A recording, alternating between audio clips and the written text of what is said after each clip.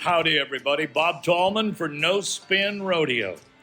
No politics, no BS, just hard-hitting news and rodeo commentary from two of the most trusted sources in our sport.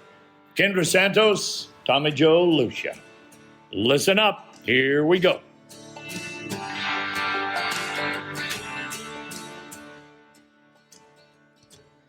So I've got two ways to do this, fans.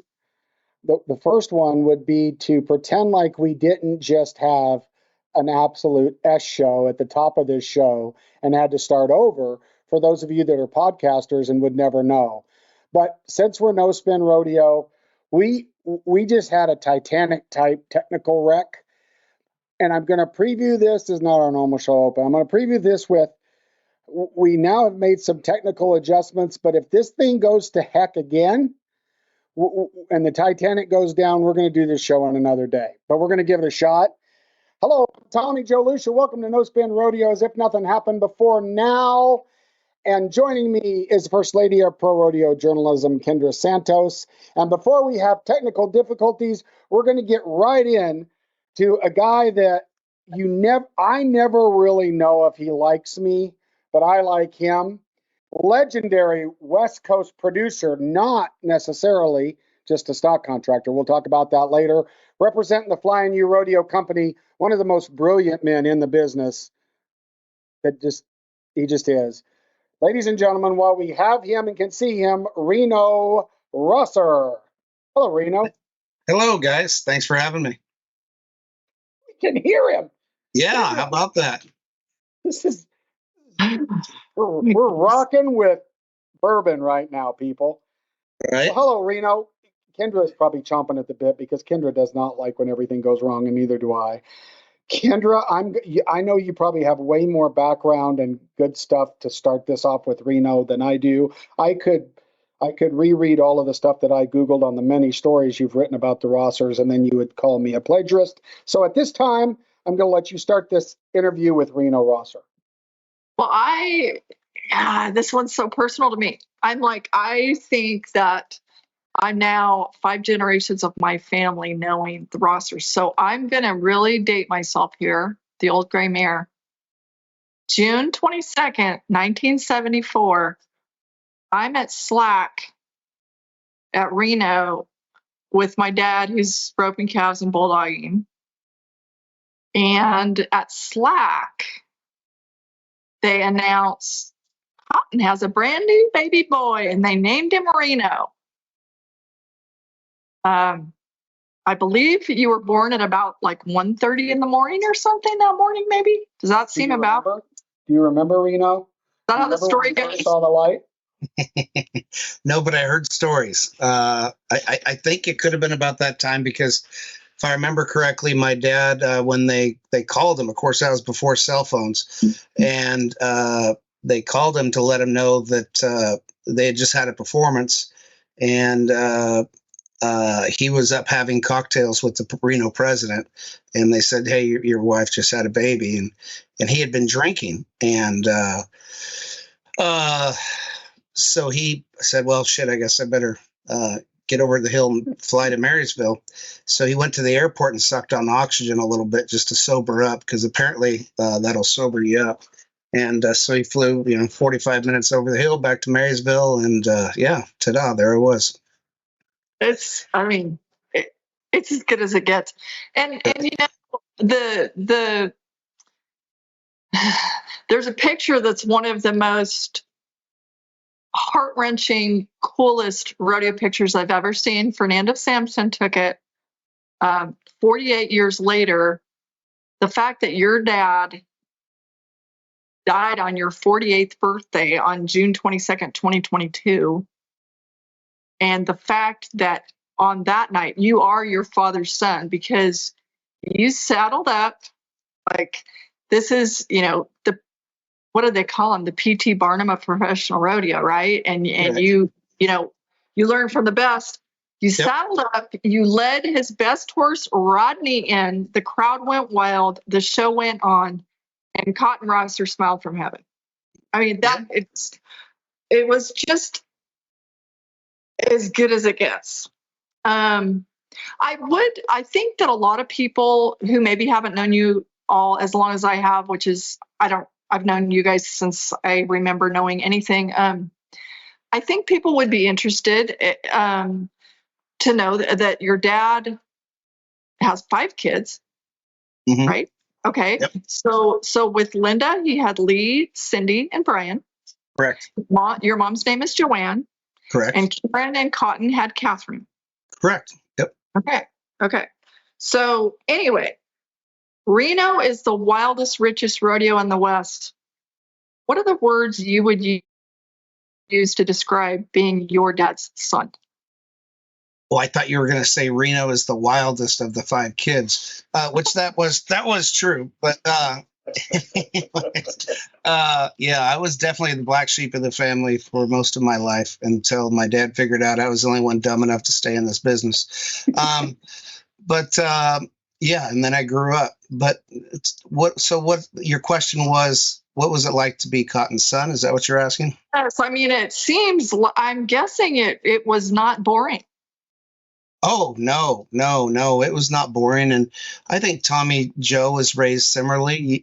You never tell your dad no. And you're expected to do everything. I think the only event that I haven't done in rodeo is barrel racing and tie down roping. But I've done everything else. Rode bull chariots, fought bulls for 18 years. Picked up, steer wrestled, rode broncs, fought, and rolled wagons. I mean, you just didn't tell him no. I competed professionally for a few years. I thought I was going to ride broncs professionally until I was going up against another bronc rider named Cody Wright and Cody DeMoss at Denver. And I thought I just have zero chance at this. And, my dad was getting older and I needed to come home and somebody needed to help him. I think at that time he was 75 or damn near 80, and somebody needed to help. And I thought, if we're going to continue this on, it's too hard to be a contestant. I think the last year I was competing, I was at a rodeo and I'd be backing in the box in the steer wrestling and looking over at the bucking chutes to make sure they were loading the broncs. It's just too tough to produce a rodeo and competed in it as well. So it was a great childhood. I wouldn't have traded it for anything. I hope that I can raise my children the same way that my dad raised me. Well, being an all around cowboy is also, following right on his footsteps. And I don't know, I think it would be interesting. He, of course, was a, big time star for Cal Poly. And, he loved nothing too much more besides his family than Cal Poly. And I feel like he told me that the 2 most important things he learned when he was there was to fly a plane and read off of his hand or something like that. And learn to ride on his hand. Yeah. Yes. Yeah, I even did that at Cal Poly. You had to pass, right? The Rosser tradition at Cal Poly is unmatched. But the all-around, he was an extraordinary all-around champion until, was it an auger or something? It was a ranch accident, ended his career. Tried to take the leg off of him, right? That's correct. A lot of people forget that Cotton worked every event in rodeo. He actually gathered the last of the cattle off Catalina Island, which I didn't know until I ran off and got married there. And he took the money that he got from that contract, came here to Marysville with Linda, built this ranch. And as he was building the ranch, he stubbornly had an auger jam up, and he went and jumped up and down on it. At the time, he was extremely successful. I mean, traveling with Casey Tibbs and everybody, really kicking ass. And the auger got him. They said he'd never walk again. He'd be wheelchair bound. Back then, cowboys didn't have insurance. Ben Johnson, Casey Tibbs, and several other well-known rodeo people came here and produced a rodeo right here in Marysville for Cotton to help him pay his hospital bills. And he took that money and bought a Western store, which is Cotton's Cowboy Corral, which is now the oldest ongoing Western store in the state of California.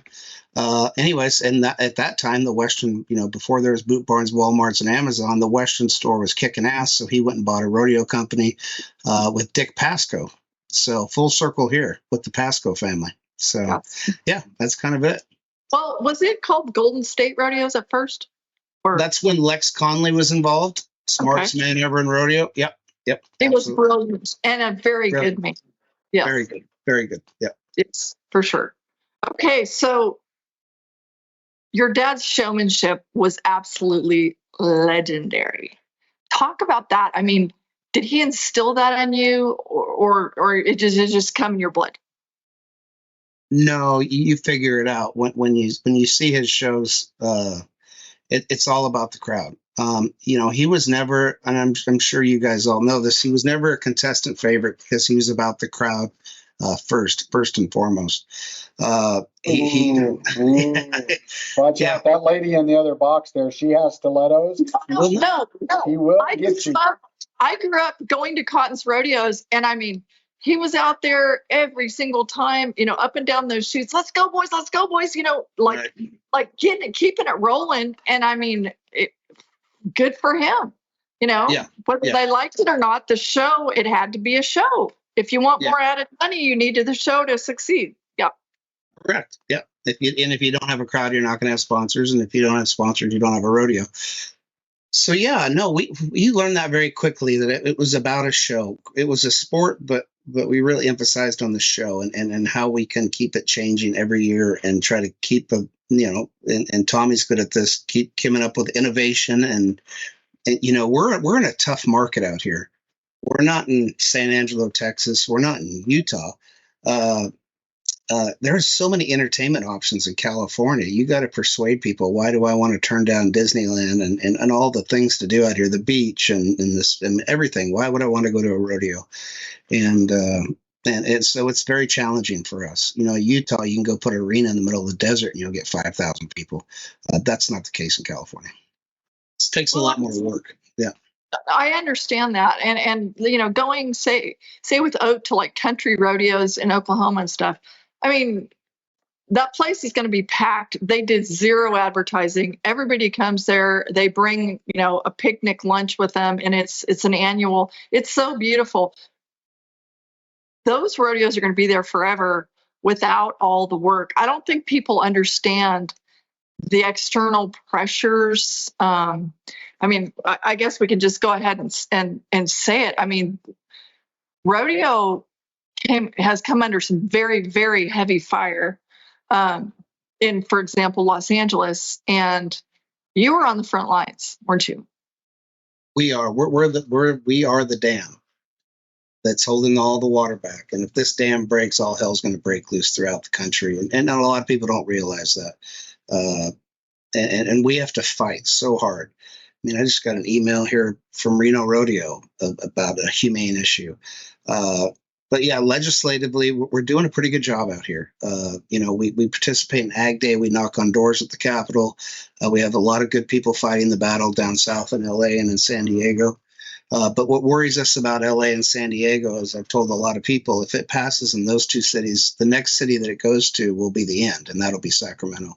So we're really trying to do a great job of getting the story out. Obviously, Western culture's through the roof right now. Kendra, I told you at that meeting 3 years ago in Fort Worth, we have the Taylor Sheridan effect, and look where we're at right now. Rodeos at levels that we've never thought. I wish Cotton was alive to see it, because I honestly think that Cotton never thought rodeo would be where it is today. Just in the last 3 years, it's growing tremendously. But yes, we do fight the battle, and a lot of people don't understand the battle that we're fighting. We had some issues at Reno the other day. We're not doing these things and coming up with rules to try to hurt rodeo. We're doing these to try to save rodeo, because with the flick of the switch, we could lose it all. Well, what I think too is being a native with you here. For one thing, so rodeo's roots are very, very deep in the state of California. So for the people, who don't care about that, I think it's really important, to your point, if all hell breaks loose in California, for those people who are like, hell with them, I hope it falls off in the ocean.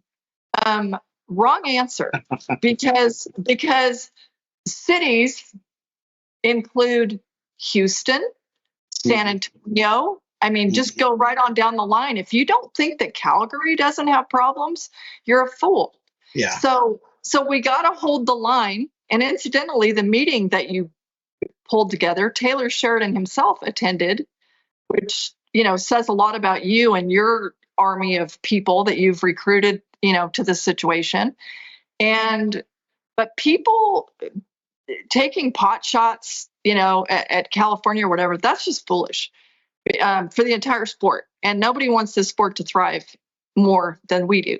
But this is a big battleground, and it's vitally important to win in order for the entire country and world to prosper in our sport. And, unfortunately, there's a lot of people out there that will say Reno and Flying U Rodeo, they hate calf roping. I don't hate calf roping. I want to protect it, but it's really hard for me to protect it with some of the things that we see at rodeos day in and day out.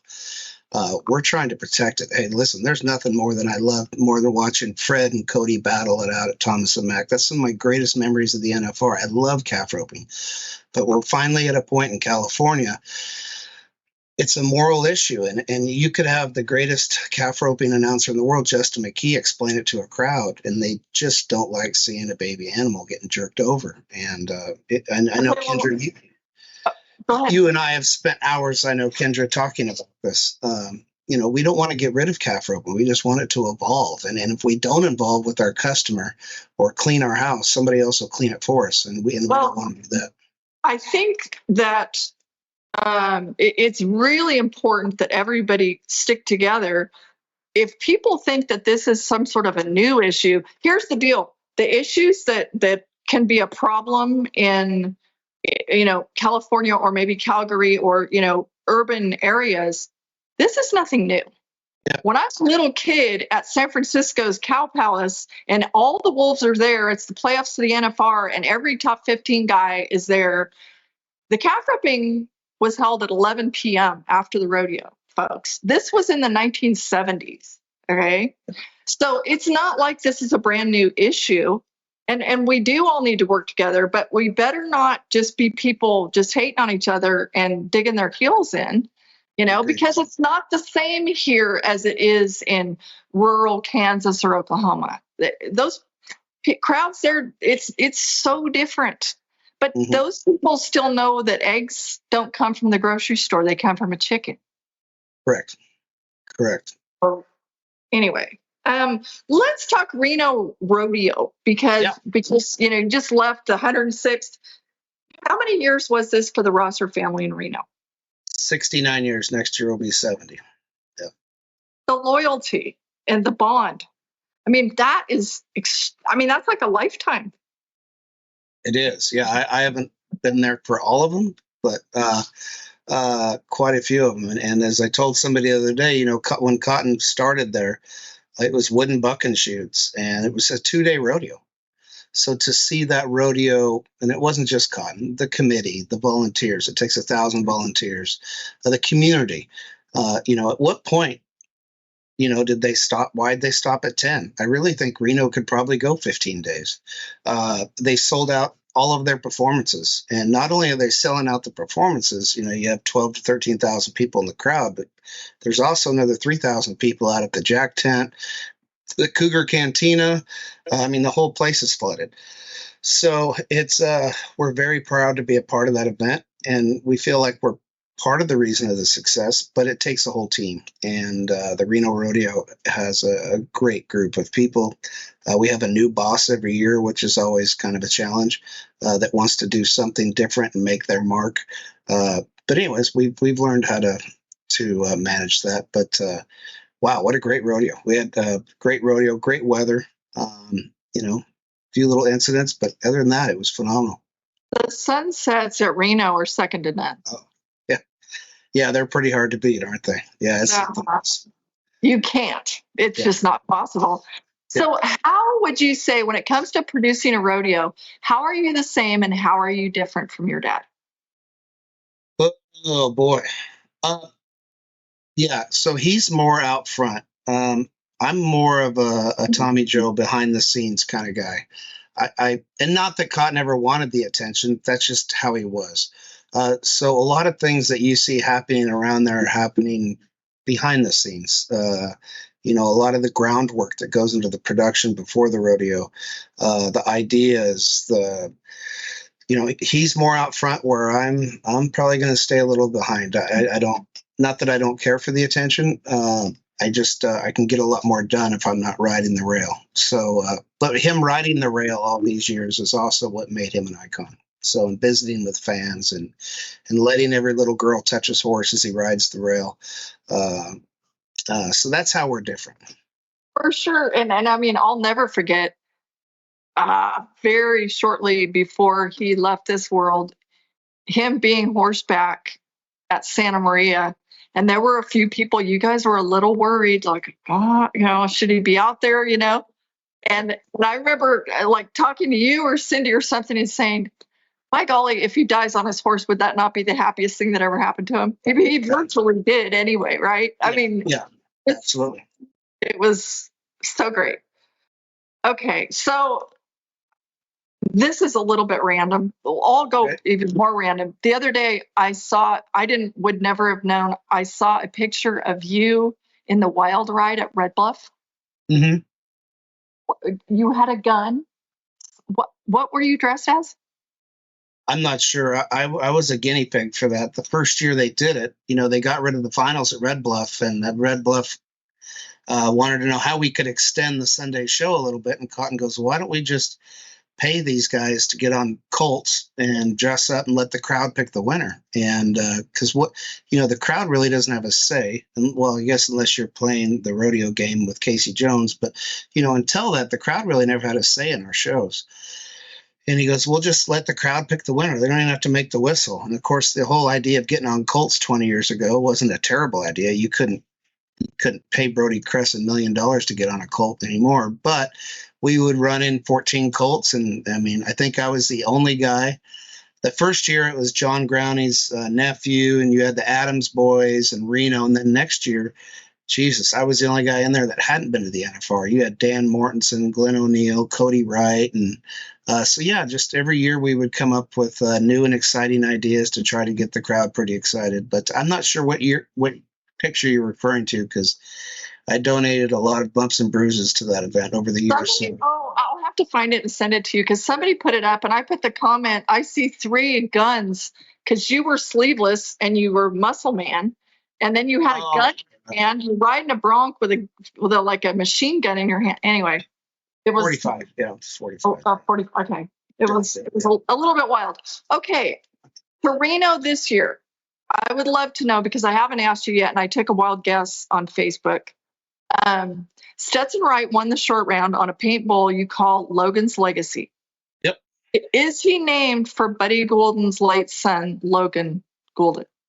100%. Logan got on that bull the day he was killed. It was the saddest story. It was a calf. Chris Bird and Buddy Goulden's son were out here riding bulls, and it was on Father's Day, of all things, I think. And he left our ranch, and a car hit him on his motorcycle and killed him. That was the last bull he got on, so we named him Logan's Legacy. And the last 3 years he's went to the NFR, and the last 2 years they've won Reno on him. So that was pretty cool. Oh my God, that's even more. Yeah. Oh my God, because Buddy, for those who don't remember, very popular bull rider, and Logan's mom, Sherry, how broken-hearted they are, but Logan was riding his motorcycle home to make Father's Day dinner for Buddy when he was hit and killed by that car, and he was 23, I believe. So that's really cool. I mean, I think that's really cool for like Stetson Wright to know about the bull. Yep. So that's very, very special. Anyway, okay. Well, I think bottom line, I don't know, Tommy Joe, if you want to, jump in with anything, we could go all evening easily. But ultimately, rodeo is all about relationships, isn't it? Oh, 100%. We don't work for rodeo committees. We work for rodeo families. And, I was telling somebody the other day that I told them I was pretty wore out after 10 days in Reno, and they go, why are you wore out? And it's like, well, every weekend we go to a new town, and Greg knows this from Santa Maria. It's it's their 1 week party. And so it kind of wears you out a little bit, right, Greg? I mean, Tina has you up in the booth every night, and it's the same thing. It's all about relationships and visiting with sponsors and visiting with the volunteers. You can't take that for granted that it'd be easy for me to go run off like Stetson Wright and go to bed. You can't do that. We need these volunteers. We want them to feel appreciated. Man, it's what a wonderful sport to be involved in. It's great, but it can be taxing at times. It is true. There's nothing better than this sport, but if you weren't all in, you wouldn't keep rodeos for 69 years. So congratulations on that level of commitment. So we're trying. Is that Tommy, my turn, Kendra? Yes, please go ahead. Get a word in edgewise. Sorry. Okay, Reno. I've got a list of questions for you. All right. I think we are. I think we're more alike than we probably both realize. So I'm going to ask some pointed questions because there's times on this podcast where I would love to have you as a co-host with my other host, so that the argument was a little more fair. But let me ask you this. So we both appreciate that we have to preserve tradition, right, because it's our Western legacy. However, if we don't push the needle and try new things and do new things, I don't think that we'll grow with our new demographics. I mean, my kids, that what they like is different than, and I'm even realizing this as a producer. First off, let me tell all you people, there are stock contractors and there are rodeo producers. These guys, Flying U, are the only, and I'll get in trouble for this, you guys send me the text, but they're truly producers of rodeos, okay? Because producing a rodeo isn't just being a shoot boss. I love it because everybody thinks that you're a producer if you're a shoot boss, and everybody thinks it's the coolest thing if you can holler at a cowboy and tell him when to go. And a monkey can produce the shoots if they're loaded correctly and you're going by a load order and guys are ready. But anyway, so don't get me started. So back to what my question was. How do you navigate, or how do we navigate preserving tradition and pushing the needle?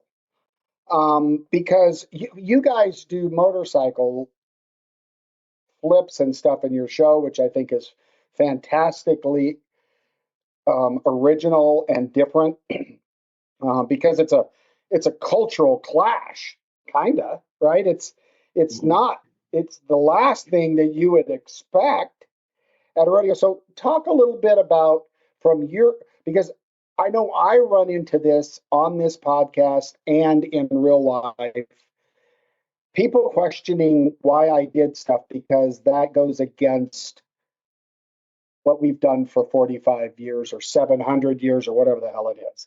What's your thoughts on that? Well, we have to evolve. I mean, Gladiator, what was that, 500 years ago? We're not still out fighting lions and tigers in the middle of a gladiator stadium.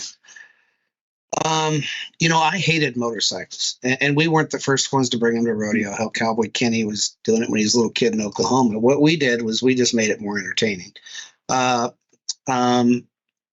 that time when I wanted to do motorcycles, we struggled for bull riders. At that time, the PBR had taken pretty much all of our power in the bull riding. It was really hard to sell our rodeos. So that is when we went and built our own ramps, hired our own motorcycle guys, because we knew at the end of the rodeo, that was a sell. And I don't care how you do it. At Reno, most nights we had a sell. I could end with Stetson Wright. I could end with Tristan Hutchins. And you could sell your rodeo at a high point because you want everybody leaving happy and excited. But that's why we brought in motorcycles. And yes, my dad hated it. But the one thing that I do, and my dad did for years, is I watch the crowd more than I watch the rodeo. And you can feel what they like and what they don't like. I might not like a noble fir Christmas trees, but if my customers like Douglas fir, I better start buying Douglas fir Christmas trees. I'm also in the Christmas business, by the way. Pardon the plug. but still, there are customers, right? We have customers, and we have to change, right, Tommy? I mean, I know you've struggled with it. You have tradition at Salt Lake, right? You have the I forget, the wagons and all that stuff. That's very appropriate. But there's no reason why at Salt Lake, and you continue to try to do it, to bring other avenues of entertainment, involve it into your show. So the great news, Tommy, is the rough stock riders. No, pardon the pun, or no. I'm not kicking the tiny bit guys to the curb. But God, we've got the greatest group of bull riders now. Absolutely. We've got so much rough stock talent. We got bareback riders now. God, I mean, yeah. I mean, at Reno, I don't know that we even needed a specialty act. So it's interesting how we go through the even flows of the quality of contestants. But at our smaller rodeos, it's Santa Maria. Greg will tell you, nobody knows who Stetson Wright is. Nobody has a clue. Maybe Dustin Noblet's tent over there. A couple people in his tent might know who Duck, but nobody knows. They don't care. But they sure love the motorcycles at the end of the show. So, well, and the interesting thing to me is that, just like we've had this conversation, and now I get all this feedback on No Spin because Kendra and I got in an argument about ties in events, and I said, well, fans want to see a winner, right? Well, and and at the end of the day, it doesn't really matter. It's how you package the event. But I don't want to just talk rodeo, because we could have way more fun while we have time, I think. So I've got an insider. He's my brother, who you guys are really close. I'm envious. But he tells me that you now have decided you hate Texas because you finally went there. Is that a true statement? Oh, no. I go to Texas quite a bit. My best friend is Eddie Prefert. And so I visit Mount Pleasant quite a bit. In fact, I was just there the other day. We were working on some, I guess I could tell you, we're working on some innovative things that we're trying to help again with rodeo. We have horses that stall. And unfortunately, it's always usually the good ones.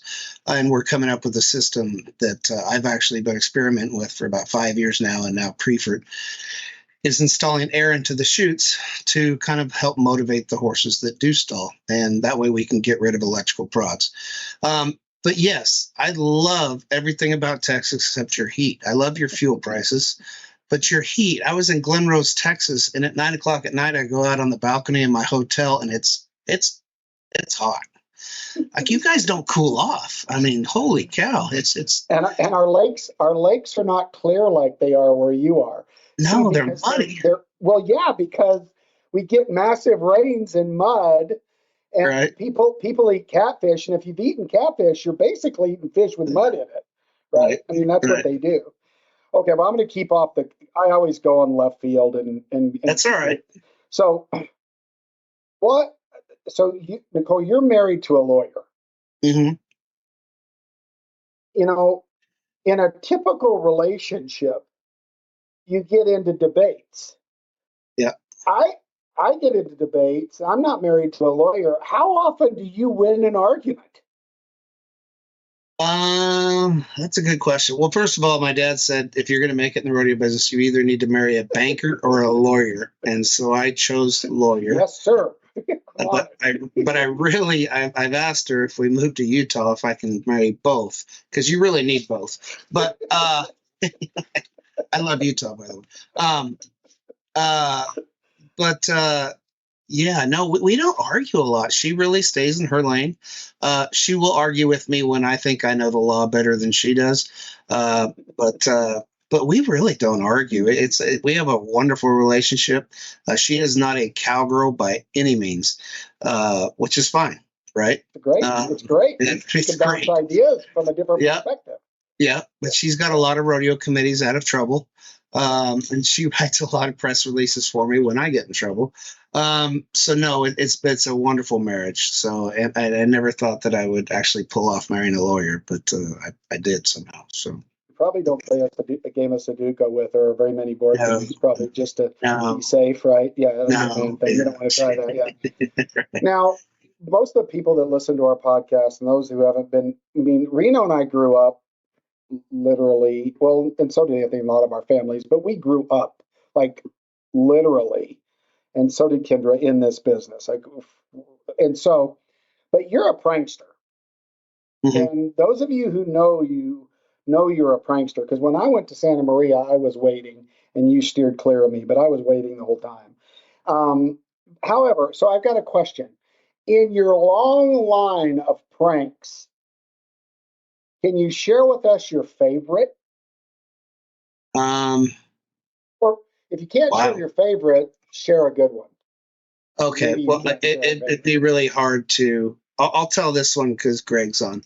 Uh, there was a legendary rodeo announcer, and he's a dear friend of mine, and his name was Eddie Cutts, and he was announcing Santa Maria before it got brought back to its prominence that it is today. And he would run off during the mutton busting, and he would go have a beer, and which I didn't think was fair. I mean, I don't get to run off and have a beer, and and when he announced, he would throw his feet up on exactly where Greg's board is, and just announce the rodeo, just kick back, so it kind of pissed me off that he was drinking and I couldn't. And so one day, and Greg will tell you that Santa Maria is covered with sand, the hills, and there are a lot of red ants, not like Texas ants, but red ants. And so I put a Snickers bar out there, and it just got covered with red ants. So, anyways, Eddie ran out to go to get his beer during the mutton busting, and I ran up there and put that candy bar with about 1,000 red ants right where he puts his feet. And he comes up there and sure enough pops his feet up there and goes to announcing the calf roping, and all of a sudden you hear, "That son of a bitch, god damn it, what?" And he went to running out the announcer stand. Those ants went up his pant legs and were just biting the shit out of him. So anyways, the next two perfs he didn't leave during the mutton busting. So that's probably, Greg, there's your Santa Maria story. So Well, I've got two more for you, and they're a little more serious okay. because Kendra wants me to be serious. I have a hard time with that. The Rosser, you have some of the best, and everybody knows I wouldn't say it if it wasn't the truth. You have some of the best livestock in the business, with competing against a lot of money in big checkbooks, a lot of ground, a lot of this and a lot of that. It's fair, is it not fair? And would you expound on it that the breeding, like true breeding, what you guys have accomplished with the size of your ranch, with where you live, with all of the things, and you probably won't say this, but I'll say it for you. It's truly incredible the talent of livestock that you have. And when we talk about Cotton the producer, absolutely true. But he also understood the value of bloodlines and that the livestock is just as loved as the cowboys. Expand on the challenges of keeping up with the Joneses. I mean, there's some guys out there that owns livestock that got a lot, and I don't mean a little.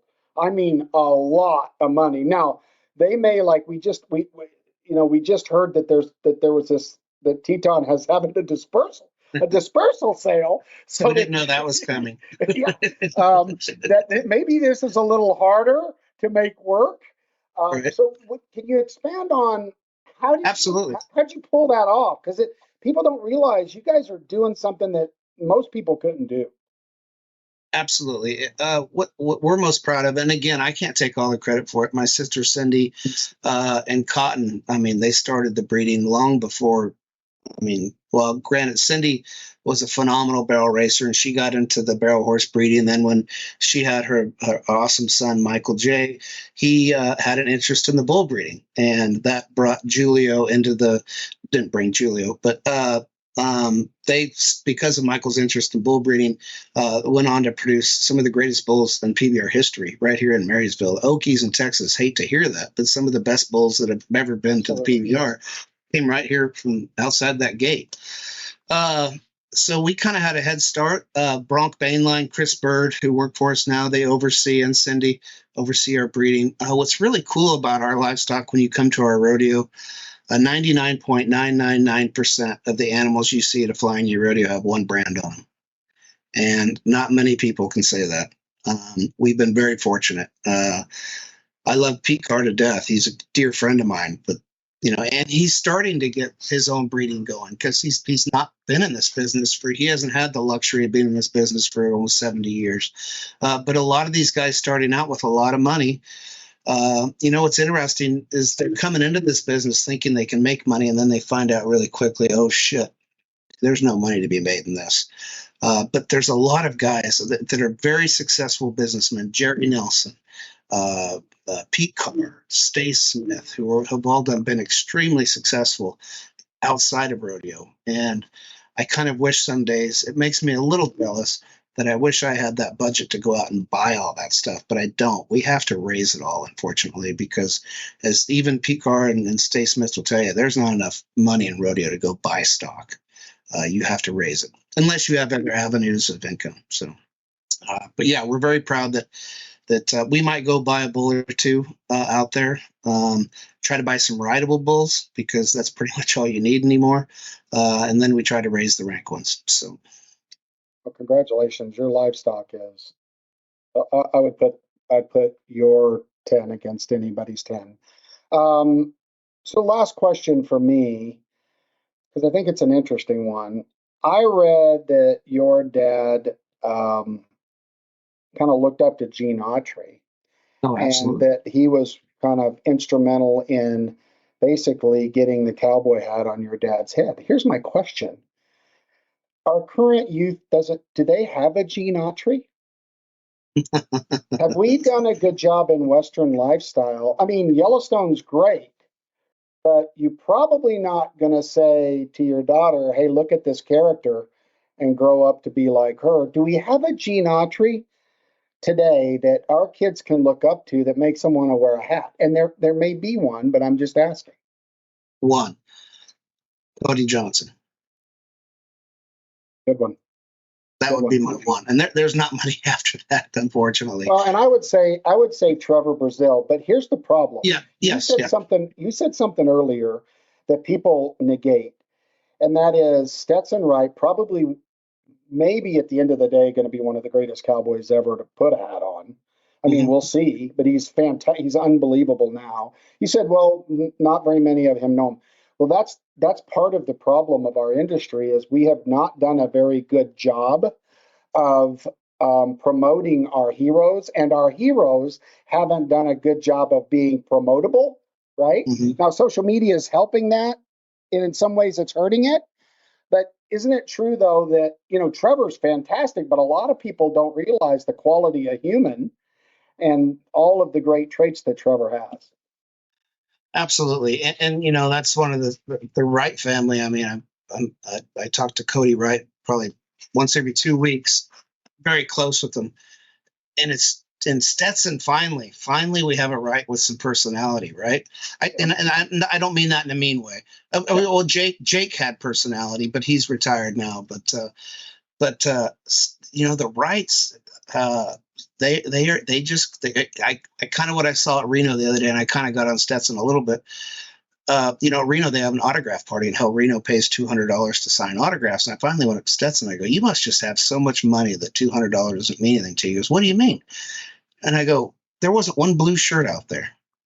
And they kind of reminded me of Ty Murray when I was a little kid. As soon as Ty and Cody got done riding, they grabbed their gear bags, they jumped over the back gate and ran out to the car because Ty at that time didn't want to deal with any of that.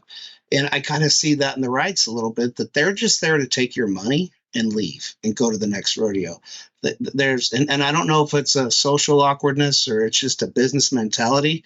They are just there to take your money, and they've been very successful at it. So I guess to go back to your question, I mean, you look at some of your fan favorites over the years, Fred Whitfield, Billy Etbauer, Cody Ohl. Why were they big names? I mean, Cody Ohl had personality, but Fred and Billy didn't. You couldn't hardly get those two to say anything. But why did the fans really relate to them? And I'll tell you why. Because you never saw them trying to win the average at the NFR. You saw them going at every damn round they could. And it wasn't their personalities that got them. It was their mentality inside the arena. I would agree with that. Absolutely agree with that. Well, and I can tell you that all my years in the PBR, Ty Murray wrote big checks I know. for fines for not signing. And I'm not talking little checks. Now, he was smart enough to trade some of those out, but that didn't change in the PBR either. Yeah. Ty had somewhere else to go, and it wasn't along the fence. Yeah. Now, the opposite of that was Tuff Hedeman, who Tuff would be out there, and we would be trying to take dirt out of the arena, and Tuff would be getting mad because he had just had an hour conversation with one fan. Yep. So there's a lot. It's just different people and different ways that they approach the business. Yeah, but I'm sure their sponsors and the people that brand with them would enjoy them being out there with the fans a little more, and that's kind of what I tried telling Stetson. But Stetson is so focused; he just wants to rodeo. I don't think he is comfortable with all the fan interaction. He just wants to stay so focused. I mean, that's the only thing I can come up with. So I will say that Stetson did. He did spend time with a couple.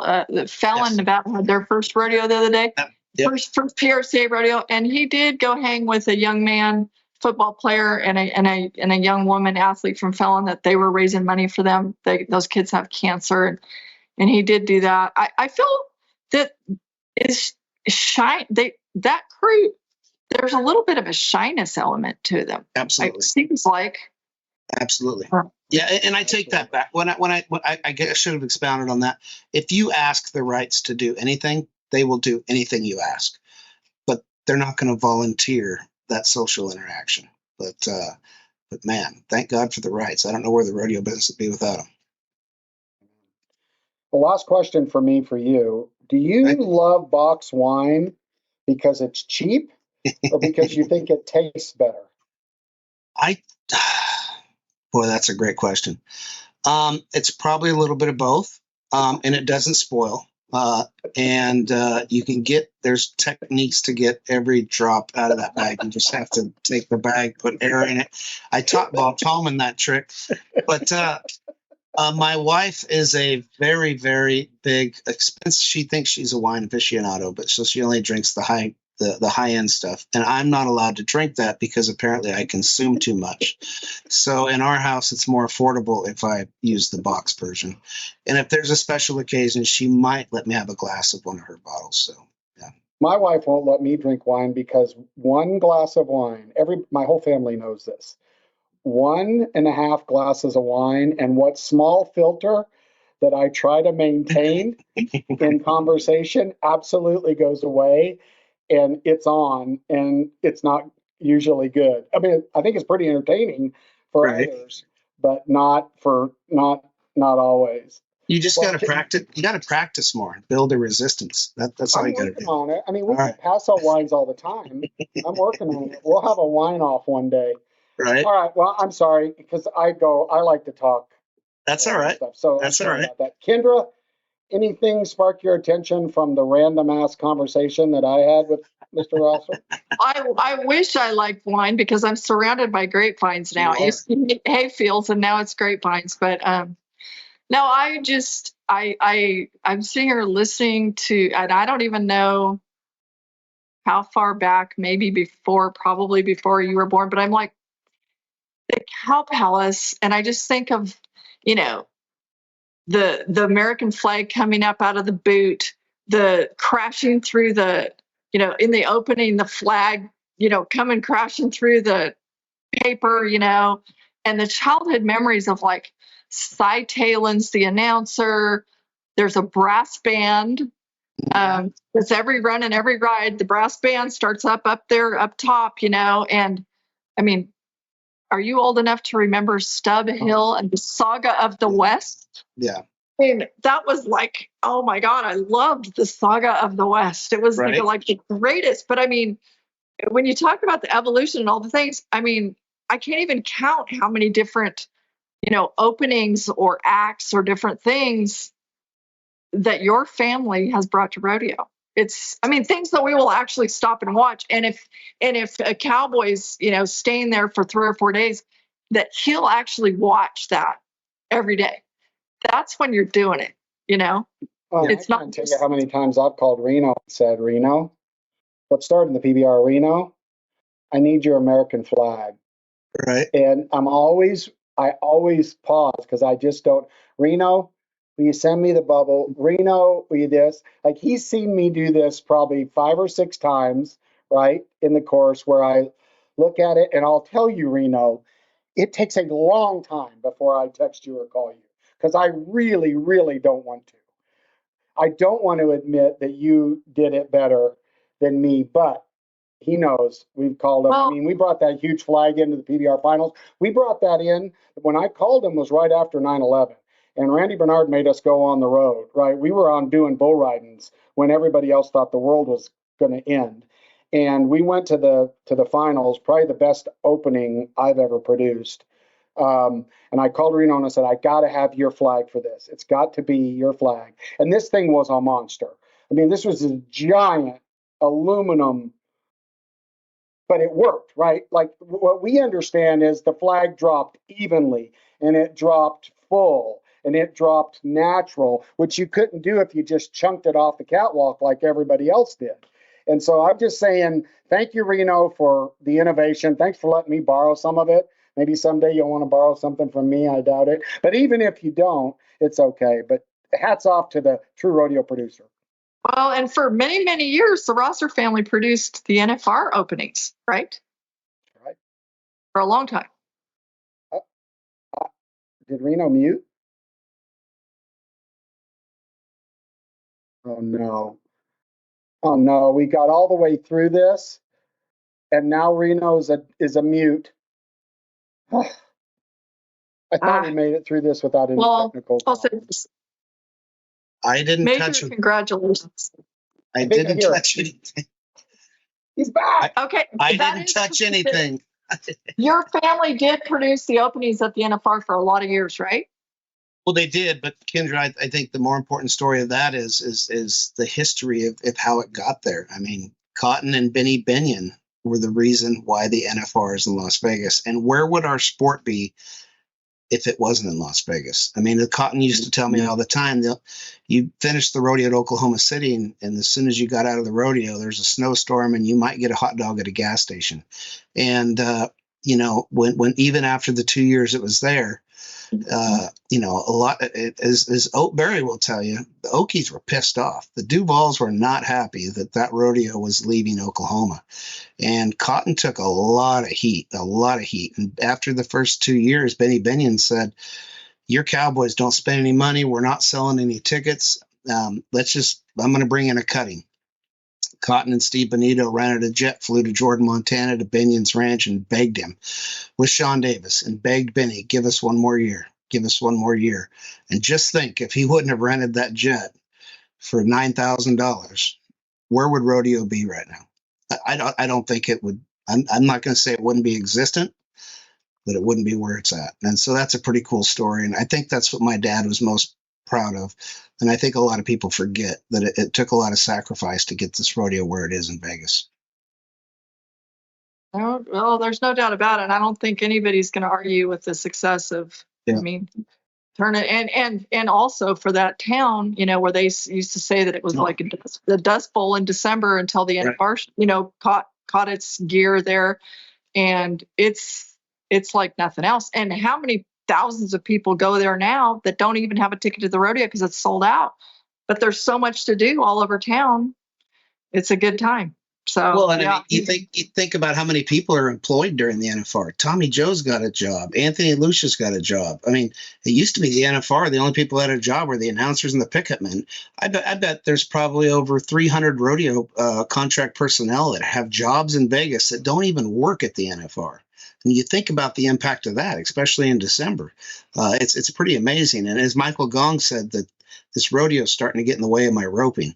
I mean, just think of the economic impact that this has brought to Las Vegas. It's amazing, and it's just to our Western culture. And the economic impact it's brought to cowboys and cowgirls too, which is near and dear to my heart. So absolutely. Awesome. Yep, absolutely. Well, Reno, we just want to really thank you. We know it's a busy time. We know there's probably a box of wine waiting for you. We appreciate you. Look at him looking. We appreciate you. I appreciate you and your family.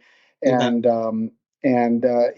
you won't hear you won't hear Reno standing in front of the room, but you will hear him making brilliant comments that the people that are smart enough probably should listen to. So hats off to the Flying U. Appreciate And it. thank you for being on our show. We appreciate you. And have a great day. And sorry about the cluster in the beginning. No problem. No problem. It happens. Cool. Hey, cool. Well, I think we've been, do you want to finish up, Kendra, or do you want to save the rest of the stuff for the next episode? No, it can't wait. We got to talk about Clear Lake and You're welcome to stay on, Reno, and comment with us. Okay. Okay. All right. You do whatever you want, or cut out and go drink your wine. You do whatever you want. Anyway, yeah, you guys, we have to get to this. So the 79th annual, everybody has seen this picture by now. And Greg's got it. Hopefully it can go up here. The Crystal Springs Rodeo in Clear Lake, South Dakota. Over the weekend, okay, Reno Rodeo just finished up Saturday night. Well, Clear Lake, South Dakota was supposed to finish up Saturday night also. But then the torrential rains, look at that picture. Do you see the tornado off in the distance? Yes, Kendra, how can you miss it? That's the arena. I'm concentrating on the fact that they need to put a drain in their arena. Well, there's They that. wouldn't have that problem with the water. Hey, Skippy. Remember, a lot of cowboys and cowgirls will be listening to this in their truck driving. This is Cowboy Christmas week, so they're not getting to see the picture that I'm talking about. So explain It's got a big tornado in it and a pool of water the horses are in. Hey, okay. And this, folks, is a rodeo. It's one of those cool country rodeos where the fans sit on this grassy hillsides that are around the arena, right? So then the rains came, and it was so severe that they realized that it was unsafe for everyone involved.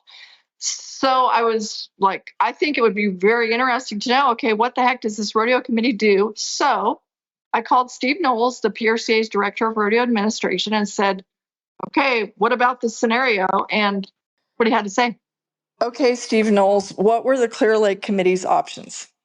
And when the Clear Lake called me, I don't remember what time it was. It was like 3 or 4 o'clock in the afternoon. So they could have canceled the performance due to the weather conditions, the safety. They could have postponed the performance as long as they needed to, up to 24 hours later. Then that's about the limit on postponement. And if they would have postponed it, which they did, and they went Sunday, all the contestants that are entered that performance have the opportunity to draw out. If it's delayed more than 3 hours, you can draw out, like you're never entered, or you can stay and compete. If they would have canceled that performance, all the contestants would have been drawn out that performance, and we would have paid it off like it was 2 performances. Okay, and then anybody who was up that final perf that never happened just would have gotten one official rodeo back? They would have. And they had that option if they didn't want to hang around anyway, if they need to go to another rodeo. Okay, perfect. Okay, so somewhere at a recent PRCA rodeo, both rounds in one event were held on one day, and then the weather made round 2 impossible. In a case like that, how is the payoff handled? Do you pay like round 1 off like it was a one-header? We did, and I believe that was at a steer open, if I'm remembering that correctly. And it was the committee has the option to prorate the prize money in that case. Okay. They did not. They paid the whole. They left all the prize money in, but we did have to recalculate as a one go round with no average, and we have to refund. We stock charge in steer open, so we had to refund. The second and third round of stock charge in that case, but it did pay one header. Okay, so there seem to be more and more extreme weather events these days. What's the first thing a rodeo in a weather predicament should do? Well, I think the first thing is, make sure everybody's safe, and the local, they need to visit with the local authorities. But once they figure out what they're going to do, we have a way of contacting everybody. We can send instant messages to everybody, real time, all the contestants at one time, at least update them to where maybe they can turn around. They don't have to go. But they should, first and foremost, they should take care of what's going on there and make sure it's safe. Okay, and then they can get a hold of somebody even if it's late at night or a weekend or anything like that? Well, unfortunately, it's usually me, but if they leave a message, I'll return their call as soon as possible, yes. Okay. the judges are always involved in that, and they can all get a hold of me. That's who usually calls me in a situation like that. And like Clear Lake, we just, I don't know what time it was, but it wasn't very early in the day, and we got it postponed. They were debating whether they're going to cancel it or postpone it, but they ended up just postponing it. Okay. Well, I sure appreciate you in that position and being able to reach someone to get these answers everybody's wondering about. So thanks a lot, Knowles. You're welcome. All right. Take care. Bye. Well, that was cool and interesting. I will say, since we still got Reno on, and he may disagree with me, Knowles is a breath of fresh air, I think, in this game. I think he's done a very good job in his position. What say you, Reno? Absolutely. I think he's done a wonderful job, and that's the worst job of rodeo, right? To deal with 300 calls a day from cowboys that have never read the rule book, that you have to basically read the rule book to them when they could have just opened it up themselves. It's a terrible job. And when Steve was hired, I was extremely happy but sad at the same time. We just lost arguably our best judge in rodeo. But I don't know who else you would have put in that position. Oh, and what I most respect from Knowles, and he's done it on this podcast, he's done it with me in person, he'll say, yeah, we screwed up, right? Yep. Instead of making excuses, instead of pretending like it didn't happen, blaming it on something, he said, yeah, we'll screw up. I said, we're going to fix it? He'll go, we're trying. Right. That means something. That's real. Yep. That's the real world, and I appreciate that, and I think he's doing a heck of a job. Job. Okay, the one thing that I had, this came up, and since we have Reno on, this is fun. We've been hearing that there's been some disappointment in some of the people watching the Cowboy Channel because they're seeing a lot of old content, and we all really, what Teton Ridge hasn't figured out yet is that we are all real people, and you need to talk to us. We need to know who you are. We need to trust you. We need to know you. And Teton Ridge buys Cowboy Channel. And so we had a lot of feedback on here, Reno. We had a lot of stuff saying, hey, what's going on with the Cowboy Channel? And so then what recently came up, and Kendra shot me a text, and I'm like, yeah, I agree with you. She said, what's up with 100 rodeos in 100 days? Is that happening? So I did some research on that. And the first person that I called, and if you caught the first part of this live, you might have heard this. If you didn't, but anyway, I called Mr. James Miller. You know James. Yep. I mean, he's an executive now. In case you haven't talked to him, right. His tie is much tighter. Right. You know who James is when you call him, and I respect you, Mr. James. But I called him, and he answered my call. He always does. He's a great guy. I'm just giving him a hard time. And I said, hey, what's up? Are you guys doing 100 rodeos in 100 days? Or did you abandon that, and maybe you'll let No Spin tell the fans what's going on? And he said, no, we're doing 100 rodeos. We just renamed it the Summer Run. Summer Run, yep. Okay. Well, thanks, James. Thank you. I understand that. Thank you. He said, the same content. Okay, I'll report that. Now I'm going to give my personal narrative. You changed the name probably for a reason, because it's not holding you to 100 rodeos in 100 days. And so the second part of this report, and then we'll have a little conversation about this, the three of us, is I reached out to the PRCA, who is the broadcast rights. So they need to know what content is going out, and they responded with this. Here's a quick overview of the rough numbers. Some interesting adjectives in here. Rough numbers for the Summer Rodeo Run. Name change. 119 PRCA rodeos are scheduled to run across linear and the Cowboy Channel. 119. 425 plus performances across linear and the Cowboy Channel. Now, you guys don't crucify me. I'm reading this. This is what I'm reading, okay?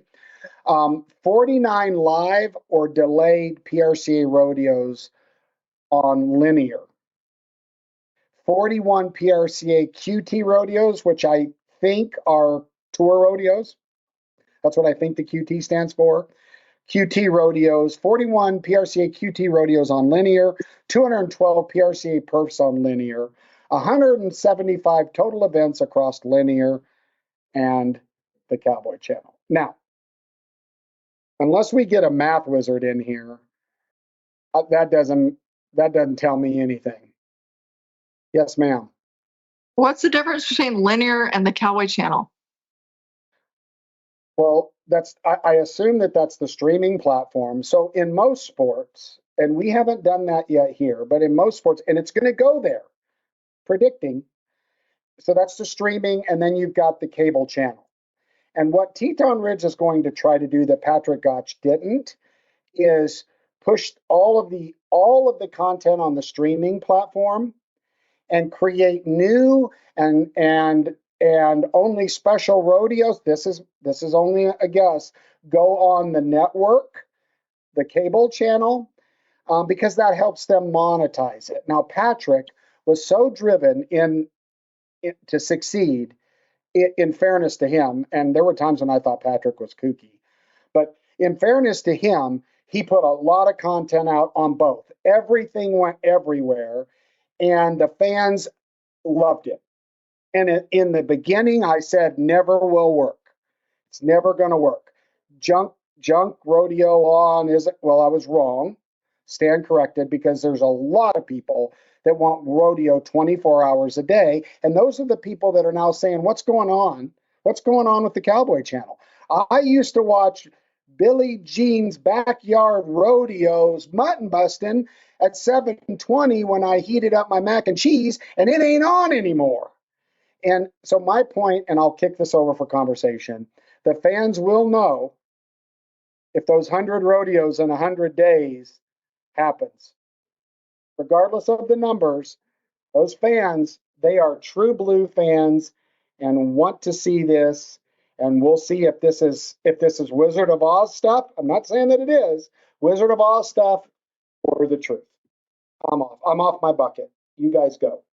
I think you're 100% right, and I can't say that because I heard that, but I know before James Miller took that job, him and I were both in the agreement that of the 100 rodeos, maybe 50 of them should be on TV.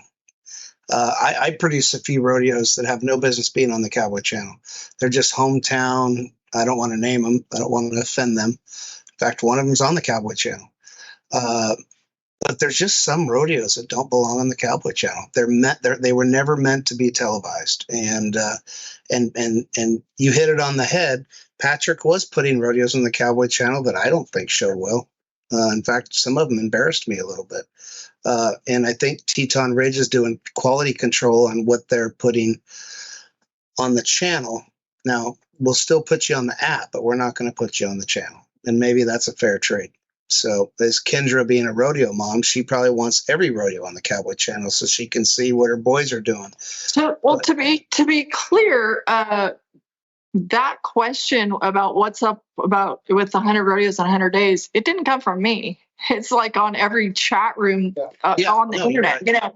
And so this is not like a complaint, or anything like that. It is amazing. The base, I would assume that the absolute base for the Cowboy Channel is very hardcore rodeo people, right? And Yes. So, that's the people it's coming from. People that, that's what they do, is they watch the Cowboy Channel, and when they're sleeping, they're recording what's on the Cowboy Channel and all that kind of stuff. I'm not here as a complaint. I do think it's worth mentioning that the absolute dispersal sale of Teton Ridge performance horses will be held on Monday, September 29th. That's just worthy of a mention because they're the ones putting it out into the world, and coincidentally it's a day before the end of our regular season. It's a different part of their portfolio. I don't know anything more than just reading the headlines that they themselves put out, but that is my strong understanding, and I think it's included in the fine print, is like even including some of the barrel horses have been or will be sold. It's just interesting. A shuffling of the deck, maybe a refocus or whatever. Well, and I'll tell you what else is going to happen. If if someone that owns the Cowboy Channel is going to survive and make money, okay, they have to realign everything Patrick did. They have to package and sell programming and sponsorships on the network. They can't just pass through the rodeo sponsors. Now, that was started because it was way cheaper to take a feed from the rodeo, right, and put it on. All that costs is an internet line. But all the rodeo sponsors got on there. Well, what you're going to see, rodeo committees, is that if they keep progressing in the direction that most sports go, Teton Ridge is slowly going to peel back, right, the right to sell sponsorships during the rodeos that they're broadcasting, and they could be in conflict with yours. And all of a sudden, Bill's Furniture Store that has the replay for the saddle bronc riding isn't going to show up anymore someday, because they have to do it, because they have to financially make this thing work.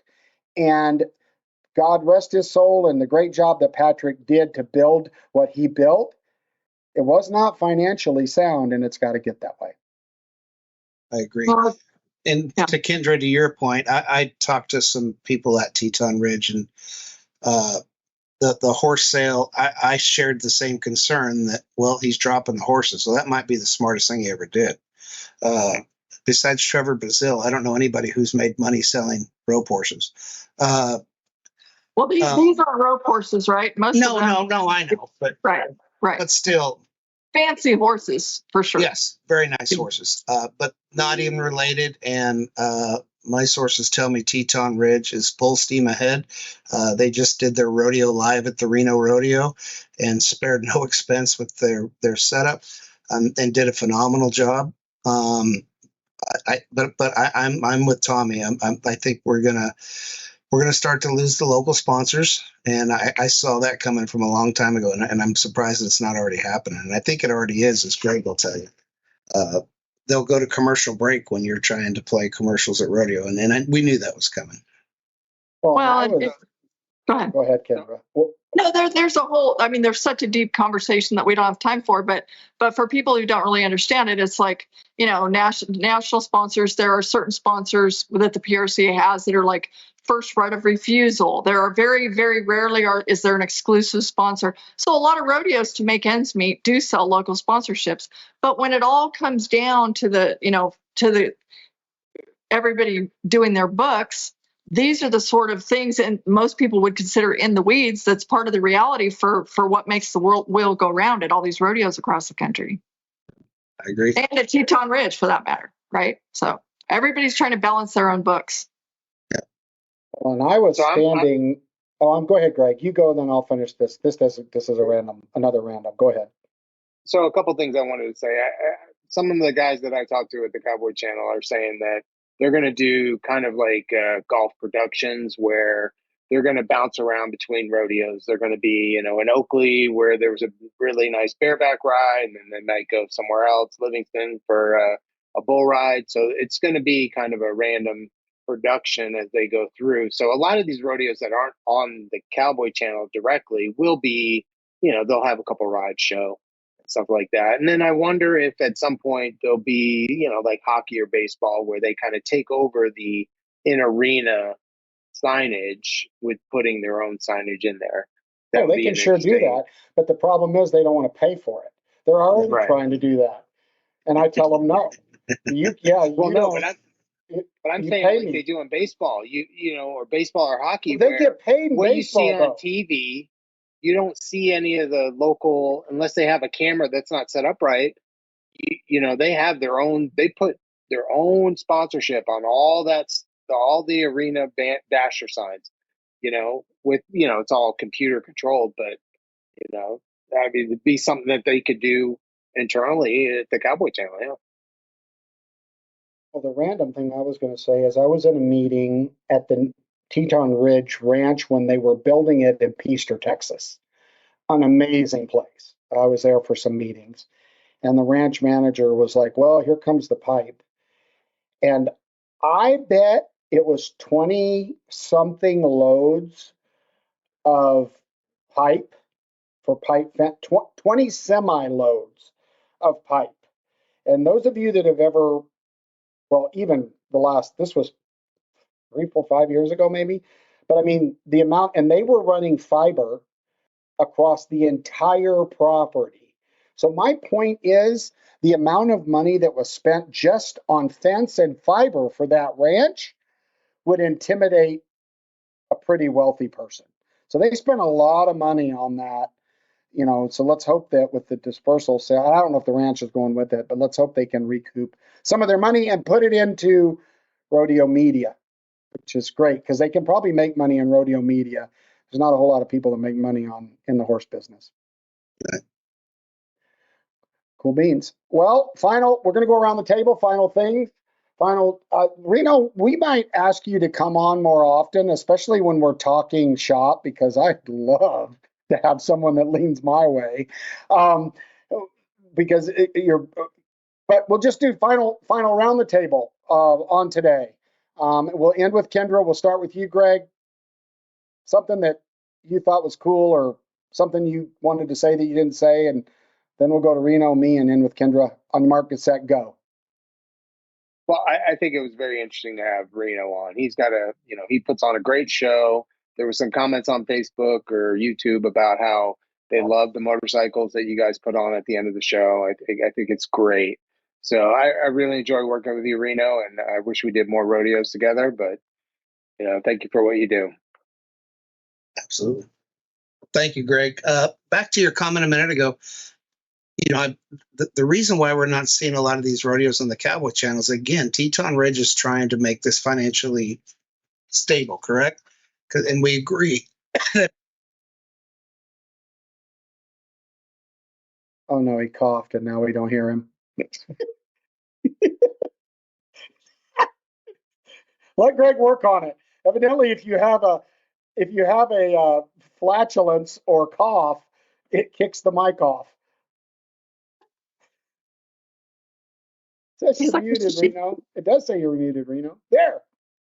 No, you muted again. I can see the microphone. It's got a slash through it, Reno. Hit it again. There you go. Can we hear him?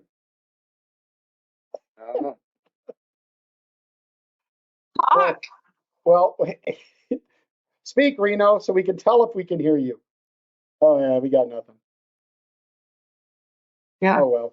He is muted. Anyway. Well, yeah, anyway, my final deal is, little things. I'll give you an example. You put a sombrero hat on a remote control car and you send it in the arena. Genius. Okay. Just flat genius stuff. That's all. Juan Carlos. I mean, you build a brand out of that. It has its own identity. And I watch it, and while it's controlled to reflect its personality. Like, these are things that just inherently come with some of us that see the world in a different color than others and see the rodeo business in a different color. So hats off. Sorry that Reno's permanently muted. Kendra, take us off air with something brilliant. Brilliant, whatever. I would just say to the Rosser family, like, huge congratulations for being an iconic family and force in our sport. And Reno speaks of, his wife's an attorney. I've always said this since I was very young in my career about Cotton Rosser and Harry Vold. They were like ahead of their time in the rodeo business of bringing in smart, capable women, where a lot of people were like, oh yeah, hey, little lady, step aside or whatever. Cotton Rosser and Harry Vold were like, oh, yeah, you're the best person for this. Will you do this for me or whatever it is? And like, total respect. And it was appreciated as a young kid, coming up in this man's world of rodeo.